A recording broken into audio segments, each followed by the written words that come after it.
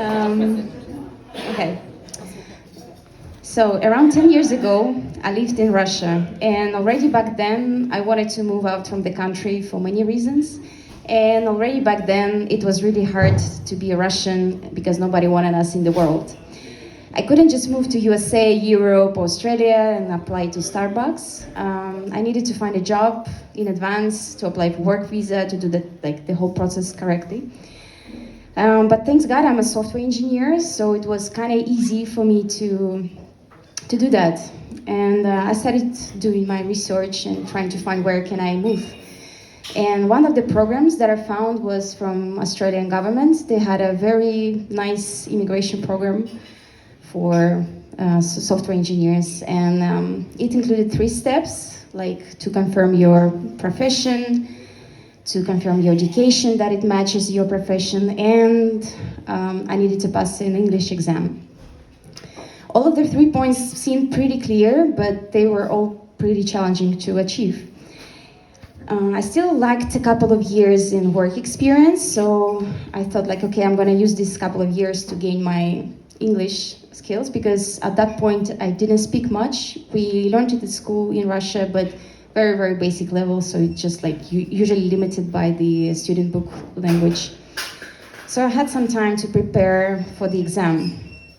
And maybe some of you know these exams, this IELTS and TOEFL, that has 4 parts like listening, reading, speaking, and writing that you need to pass at a certain mark. So I started to prepare. I started to look for schools that can help me with that. Though in Russia it also wasn't that easy because we don't have much native speakers there, and it was hard to find a proper school. Maybe I spent like 6 months on doing that. Then I finally got one. I stayed with them for a year, having like 2-3 lessons per week to prepare for the exam. And after a year of preparation, I'm like, okay, maybe I'm ready.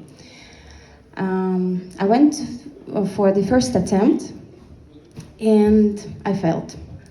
Though I passed speaking,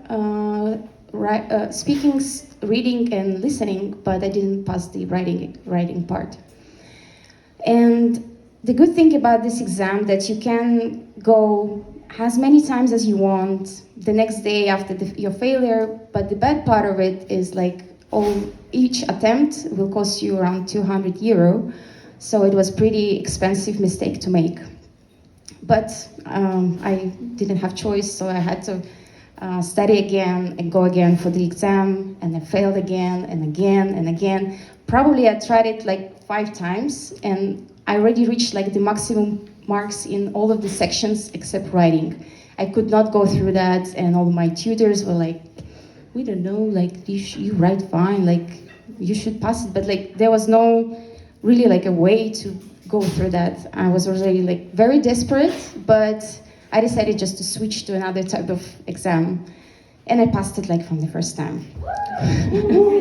Yeah, easy thing. So I was so happy. I got my documents all certified, all translated, everything. I sent it all in immigration of Australia, and I started to wait for the results, like competition. And COVID happened.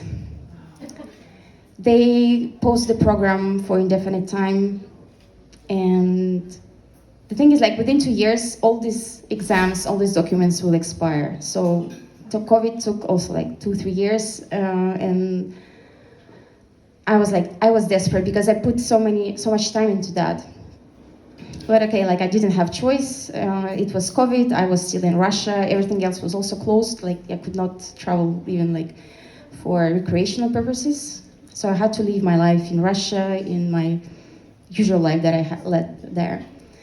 But I had my friends. I have comfort zone. I had my car.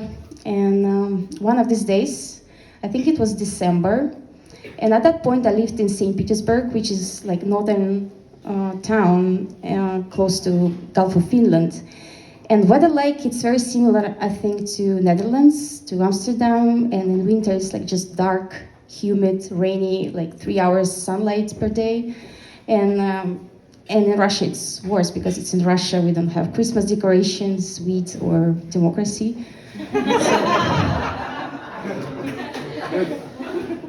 But yeah, I don't have any other choice. And yeah, one of these days I was driving to do my errands in my old Toyota Yaris, and I had my playlist running in the car. And then one song started to play. Maybe I think you know the song. It's by the gangster rapper Ice Cube. It's called "It Was a Good Day." So yeah, it was like, just waking up in the morning, gotta thank God. But today seemed kinda odd.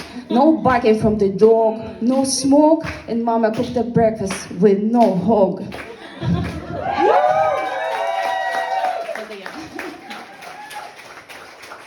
So no hog actually it means generous breakfast. Anyway. So far it seems legit. I really enjoyed the vibe, I enjoyed the mood. But the further the song went, the more I was happy that none of my Russian fellas can understand what this song is about. Because it goes like, pick up the girl that I trying to fuck since the 12th grade. Felt on a fat fanny, pull out the jammy and kill the punani. And my dick runs deep, so put your ass to sleep.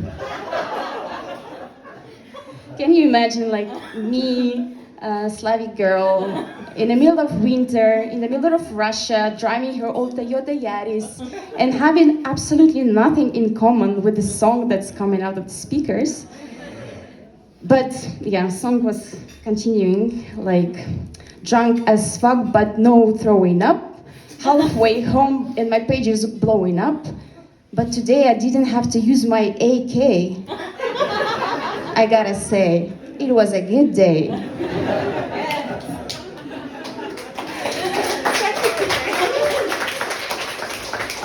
Yeah, no school prepared me for that. And I wish I could apply for the refund.